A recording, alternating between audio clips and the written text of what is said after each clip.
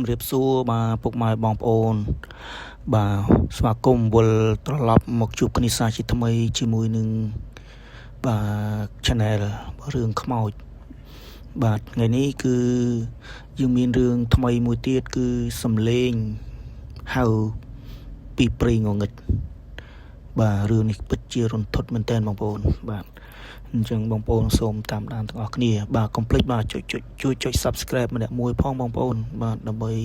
ជាការគាំទ្រដល់ Channel របស់ខ្ញុំបាទបងប្អូនបាទសូមអរគុណសម្រាប់បងប្អូនដែលបានចុច Subscribe លើ Channel ហើយបងប្អូនបាទ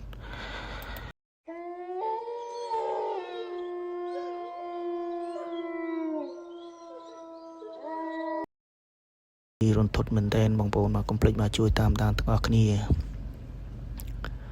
បាទពន្លឺព្រះអាទិត្យពណ៌តុងដែងចាប់ដើមលិចបាត់ទៅក្រោយជួរភ្នំដ៏ធំល្វឹងល្វើយបន្សល់ទុកនៅស្រមោលងងឹតដែលលូនចូលគ្របដណ្ដប់ភូមិភាគឦសាននេះខ្យល់ត្រជាក់រងាស្រែងបក់មកប៉ះកាយសុភ័ក្រដែលកំពុងតែឈរនៅមាត់ច្រកចូលព្រៃជ្រៅមួយដែលអ្នកភូមិគ្រប់គ្នាប្រសិទ្ធនាមថាព្រៃអំបែងមាសវាជាព្រៃដែលពោពេញទៅដោយរឿងព្រេងនិទានរន្ធត់នឹងការបាត់ខ្លួនរបស់មនុស្សជាច្រើនជំនាន់មកហើយទោះបីជាវាមានការប្រមានពីចាស់ទុំក្នុងភូមិយ៉ាងណាក៏ដោយក៏សុភ័ក្រនិងមិត្តភ័ក្តិម្នាក់ទៀតឈ្មោះរតនានៅតែត្រូវបង្ខំចិត្តដើរកាត់ទីនោះដើម្បីត្រឡប់ទៅផ្ទះវិញឲ្យទាន់ពេលព្រោះផ្លូវវាងធម្មតាត្រូវបានបាក់ស្រុតដោយសារទឹកជំនន់កាលពីយប់មិញដែលធ្វើឲ្យពួកគេគ្មានជំរើសក្រៅពីការប្រថុយប្រថានឆ្លងកាត់តំបន់ដែលគេហៅថាជាតំបន់ព្រៃបាទដែលជាតំបន់ព្រៃមាសបងប្អូន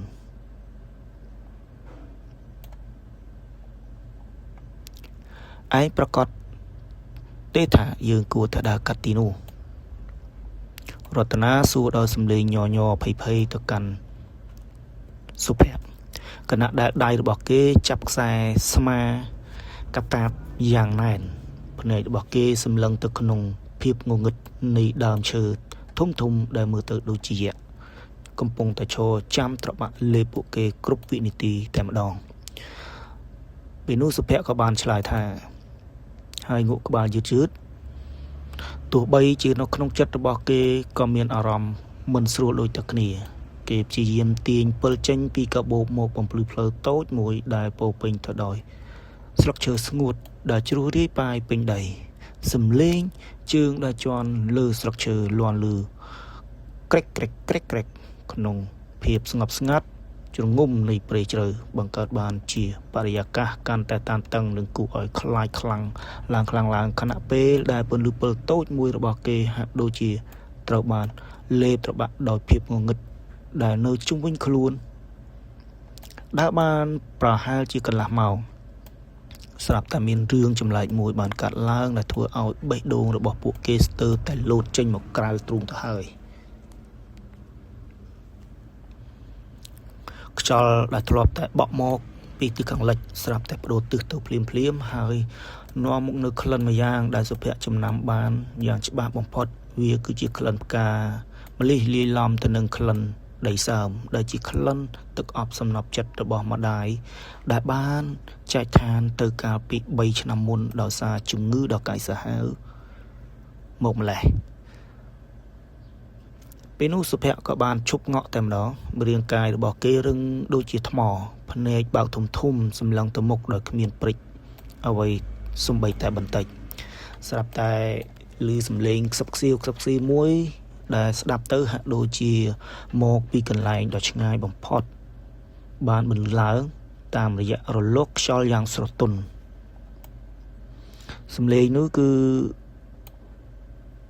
ឮឡើងថាសុភ័ក្រកូនមកទីនេះមកកូនសម្លាញ់ម៉ែចាំកូនយូរហើយរតនាដែលដើរពីក្រោយស្ទើរតែបុកខ្នងសុភ័ក្រដែលកំពុងតែឈរថ្មឹងមិនកម្រើកដូចជារូបចម្លាក់មានរឿងអ្វីសុភ័ក្រហេតុអ្វីក៏ឯងឈប់ដើរភ្លាមបែបនេះ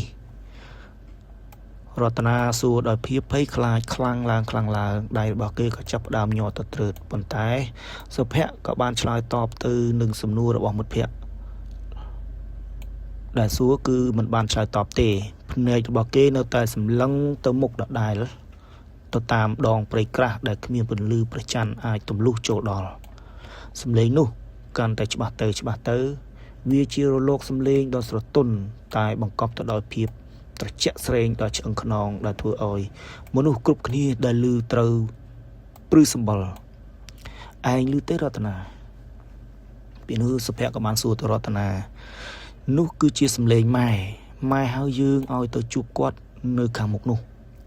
សុភ័ក្រនិយាយដោយសំឡេងអណ្ដែតអណ្ដូងហាក់ដូចជាវិញ្ញាណរបស់គេត្រូវបានទាញចេញពីរាងកាយដោយមុនស្នេហ៍ខ្មៅងឹតអ្វីម្យ៉ាងរតនាស្ទុះមកអង្រួនស្មាសុភ័ក្រយ៉ាងខ្លាំងដើម្បីឲ្យមិត្តភក្តិដឹងខ្លួនត្រឡប់មកវិញឯងឈួតហើយមែនទេមីងស្លាប់យូរហើយគ្មានសំឡេងអីទេវាគ្រាន់តែជាការភ័ន្តច្រឡំប៉ុណ្ណោះរតនាព្យាយាមអូសដៃមិត្តភក្តិឲ្យដើរបន្តចេញពីកន្លែងនោះប៉ុន្តែសុភ័ក្រអាចដូចជាមានកម្លាំងខ្លាំងខុសពីធម្មតាគេចាប់ដើមដើរតម្រង់ទៅរកភាពងងឹតស្លុបនោះដោយមិនខ្វល់ពីបន្លាដែលឆ្កូតដៃជើងឬឈើដែលជំពប់ជើងឡើយនៅចំពោះមុខពួកគេស្រាប់តែលេចចេញនៅអបពណ៌សយ៉ាងក្រាស់ដែលហោះអណ្ដែតកាត់ដើមឈើធំហាក់ដូចជាមានរូបរាងមនុស្សជាច្រើនកំពុងតែរារាំងរំរែកនៅក្នុងទីងងឹតយ៉ាងរន្ធត់បំផុតកាន់តែដើរចូលជ្រៅសំឡេងហៅនោះមិនមែនមានតែមួយសំឡេងទៀតទេគឺមានសំឡេងមនុស្សជាច្រើនផ្សេងទៀតដែលសុភ័ក្រស្គាល់ច្បាស់កាលពីពួកគាត់នៅមានជីវិតសំឡេងមិត្តភក្តិចាស់ដែលបានបាត់ខ្លួនក្នុងព្រៃនេះកាលពី2ឆ្នាំមុននិងសំឡេងតាចាស់ក្នុងភូមិដែលទើបតែស្លាប់កំពុងហៅឈ្មោះគេព្រមគ្នាពីគ្រប់ទិសទីសំឡេងទាំងនោះលាយឡំគ្នាបង្កើតបានជាបទភ្លេងដ៏ព្រឺព្រួចដែលធ្វើឲ្យវិញ្ញាណរបស់សុភ័ក្រហាក់ដូចជាកំពុងតែរសាត់ចេញពីរាងកាយម្ដងបន្តិចនៅក្នុងចំណោមដើមឈើបុរាណដែលខ្ពស់ស្កឹមស្កៃភ្នែកពណ៌ក្រហមឆ្អៅរាប់សិបគូបានចាប់ដើមភ្លឺឡើងហាក់ដូចជាកំពុងសម្លឹងមើលចំណីដែលទើបតែចូលនៅក្នុងអន្ទាក់ដោយខ្លួនឯងសុភ័ក្រដើរទៅដល់វាលស្មៅតូចមួយកណ្ដាលព្រៃជ្រៅទីដែលសំឡេងនោះបន្លឺឡើងឮច្បាស់បំផុតប៉ុន្តែអ្វីដែលគេបានឃើញឈរនៅទីនោះមិនមែនជាម្ដាយរបស់គេឡើយប៉ុន្តែវាគឺជាសាកសពដែលគ្មានក្បាលកំពុងឈរចាំទទួលគេដោយដៃទាំងពីរយ៉ាងគួរឲ្យរន្ធត់សាកសពដែលគ្មានក្បាលកំពុងឈរចាំទទួលគេដោយដៃទាំងពីរយ៉ាងគួរឲ្យរន្ធត់នោះចាប់ដើមបោះជំហានយឺតមករកសុភ័ក្រខណៈដែលឈាមខ្មៅខាប់ហូរស្រក់ចេញពីកដែលដាច់ជ្រាបចូលទៅក្នុងដីបន្តជាក្លិនឆ្អាបអាសោចដែលធ្វើឲ្យបរិយាកាសកាន់តែអាប់អួរបំផុតសុភ័ក្រឈរថ្មឹងជើងទាំងពីររបស់គេហាក់ដូចជាត្រូវនឹងដីស្រូបជាប់មិនអាចរើបំរាស់ទៅណារួចឡើយភ្នែកពណ៌ក្រហមឆ្អៅរាប់សិបគូដែលធ្លាប់តែនៅឆ្ងាយឥឡូវនេះបានខិតចូលមកជិតបំផុតរហូតគេអាចមើលឃើញរូបរាងពិតរបស់ពួកវាដែលខ្លះមានរូបរាងជាសត្វពស់មានមុខជាមនុស្សនិងខ្លះទៀតជាស្រមោលខ្មៅខ្ពស់ស្រឡះដែលគ្មានដួងព្រលឹង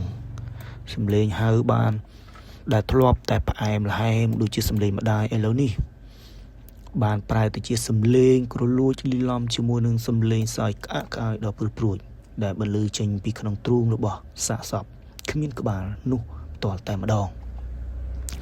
មកទីនេះមកនៅជាមួយគ្នាយើងសំឡេងនេះសង្កត់ធ្ងន់ធ្វើឲ្យវិញ្ញាណរបស់សុភ័ក្រកាន់តែរសាត់អណ្ដាតហាក់លែងមានម្ចាស់ការលើខ្លួនឯងក្នុងគណៈពេលដែលត្រជាក់ស្រាប់នឹងសើមពពាលរបស់សាកសពនោះ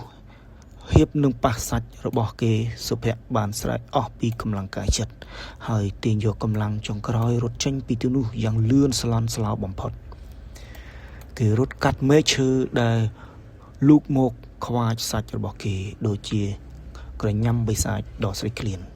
ព្រៃឈើនៅជុំវិញខ្លួនគេហាក់ដូចជាមានជីវិតពួកគេបាន ផ្លាស់ប្ដូរទីតាំងបិទផ្លូវចេញនិងបង្កើតជាផ្លូវខ្វាត់ខ្វែងដែលនាំឲ្យកាន់តែជ្រៅទៅក្នុងបេះដូងនៃភាពងងឹតដែលគ្មានទីបញ្ចប់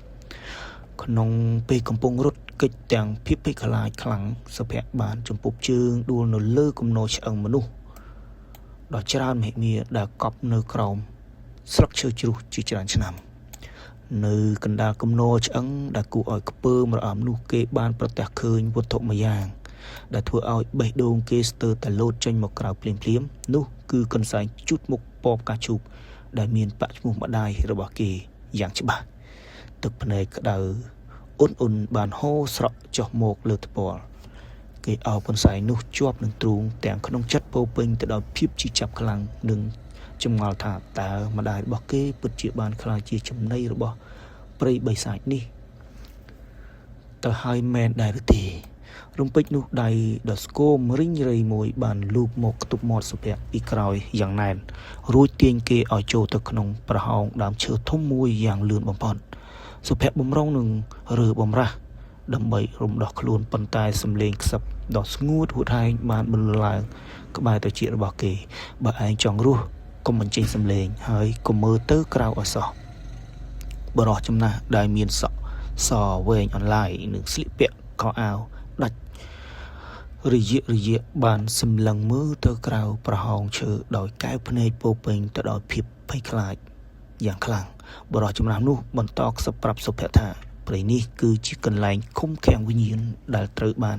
គេសម្លាប់ដោយអយុត្តិធម៌កាលពីសម័យបុរាណហើយពួកគេវាកំពុងតែស្វែងរកអ្នកមកជំនួសកន្លែងដើម្បីឲ្យពួកវាអាចទៅចាប់ជាតិថ្មីបានដោយសេរី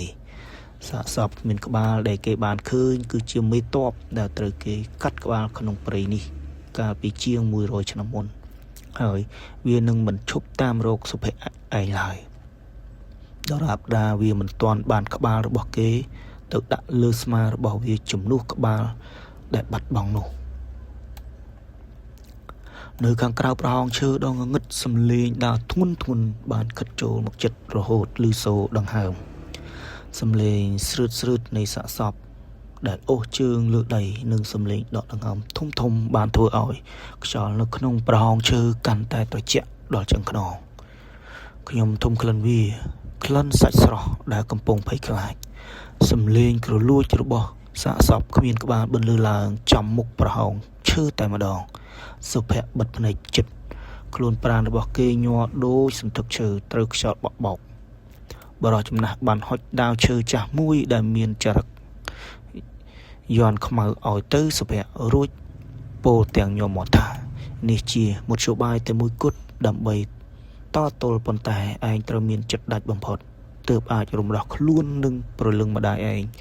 ដែលកំពុងជាប់ឃុំឃាំងបានស្រាប់តែក្នុងពេលនោះដើមឈើទាំងមូលត្រូវបានរញ្ជួយយ៉ាងខ្លាំងដូចរញ្ជួយដីហើយក្រញាំដៃដ៏ធំខ្មៅងឹតមួយបានធ្លាយចូលគៀបប្រហោងឈើសម្ដៅមករកករបស់សុភ័ក្រយ៉ាងសាហាវខុសខើបំផុតដែលធ្វើឲ្យគេលែងមានផ្លូវថយក្រោយទៀតហើយក្រញាំដៃដ៏ធំវែងខ្មៅនោះបានលូកមកជិតដល់បំពង់ករបស់សុភ័ក្រទៅហើយប៉ុន្តែក្នុងវិនាទីចុងក្រោយនៃជីវិតគេបានក្តាប់ដាវឈើចាយយន់នោះយ៉ាងណែនរួចចាក់ទៅលើក្រញាំដៃនោះយ៉ាងអស់កម្លាំងសំឡេងស្រែកធ្ងោយ៉ាងល្វើយដែលមិនមែនជាសំឡេងមនុស្សបានបន្លឺឡើងពេញព្រៃងងឹតរហូតធ្វើឲ្យដីញ័ររញ្ជួយកាន់តែខ្លាំងបរោះចំណាស់ស្រែកប្រាប់យ៉ាងខ្លាំងថាចូលទៅក្នុងប្រហោងឈើនោះទៅឯងត្រូវតែដណ្ដើមប្រលឹងម្ដាយឯងត្រឡប់មកវិញមុនពេលព្រះអន្តរះបើមិនដូច្នេះទេគាត់នឹងក្លាយជាចំណីរបស់វិញ្ញាណអាក្រក់អស់មួយជីវិតសុភ័ក្រមិនបងអង្គយូរគេបានលោតចូលទៅក្នុងប្រហោងឈើដងងងឹតសូនសុងនោះភ្លាមនៅក្នុងប្រហោងឈើវាមិនមែនជាឈើនោះទេប៉ុន្តែវាជាវិមានដ៏រន្ធត់មួយដែលពោពេញទៅដោយផ្សែងអាប់ពណ៌ខ្មៅនិងសំឡេងស្រែកធ្ងោរកជំនួយពីប្រលឹងរាប់រយដែលត្រូវឃុំឃាំងសុភ័ក្រដើរតាមសំឡេងខ្សឹបហៅដែលគេធ្លាប់ឮជារឿយរាល់យប់រហូតបានឃើញរូបរាងស្ត្រីម្នាក់អង្គុយយំនៅកណ្ដាល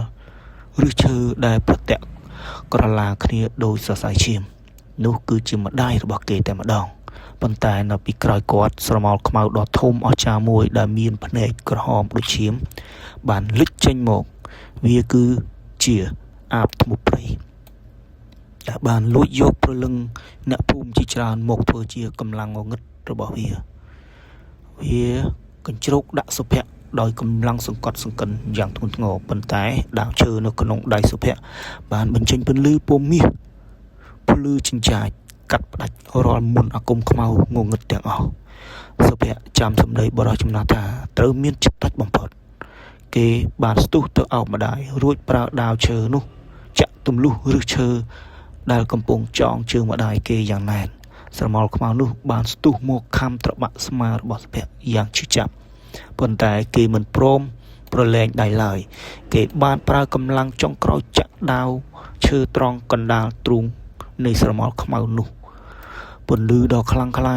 មួយបានផ្ទុះឡើងកំទេចរាល់ភាពងងឹតនឹងធ្វើឲ្យវិមានដ៏រន្ធត់នោះរលាយបាត់រូបរាងសុភ័ក្រមានអារម្មណ៍ថាខ្លួនគេកំពុងធ្លាក់ចុះពីទីខ្ពស់រហូតបាត់បង់ស្មារតីទៅក្នុងភាពស្ងប់ស្ងាត់នៅពេលដែលព្រះអាទិត្យរះជាពន្លឺពណ៌មាសមកលើផែនដីសុភ័ក្របានភ្ញាក់ដឹងខ្លួនឡើងនៅមុខដើមឈើធំដដែល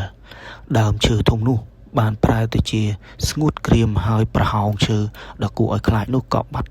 ដានជើងនៅក្បែរគេម្ដាយរបស់គេកំពុងដេកលក់យ៉ាងស្កប់ស្កល់និងមានដង្ហើមយ៉ាងទៀងទាត់ឡើងវិញបរិសុទ្ធចំណាស់ដែលបានជួយគេក៏បានបាត់ខ្លួនទៅដែរដោយបន្សល់ទុកត្រឹមតែដាវឈើដែលឥឡូវនេះបានคล้ายទៅជាផេះផង់តាមខ្យល់សុភ័ក្របានត្រកងម្ដាយដល់ចេញពីព្រៃងងឹតនោះដោយស្នាមញញឹមសំឡេងហៅពីព្រៃងងឹតដែលធ្លាប់លងបន្លាចគេបានរលាយសាបសូន្យជារៀងរហូតភាពក្លាហាននិងក្តីស្រឡាញ់ដ៏បរិសុទ្ធចំពោះម្ដាយបានក្លាយទៅជាអាវុធដ៏ខ្លាំងក្លាបំផុតក្នុងការកំចាត់សេចក្តីស្លាប់និងនាំមកនូវពន្លឺនៃជីវិតថ្មីមកវិញយ៉ាងពិតប្រាកដសូមអរគុណសម្រាប់ប្រិយមិត្តដែលបានតាមដាននៅរឿងនិទានបាទកុំភ្លេចបាទជួយចុច Subscribe ម្នាក់មួយផងបងប្អូនបាទអរគុណ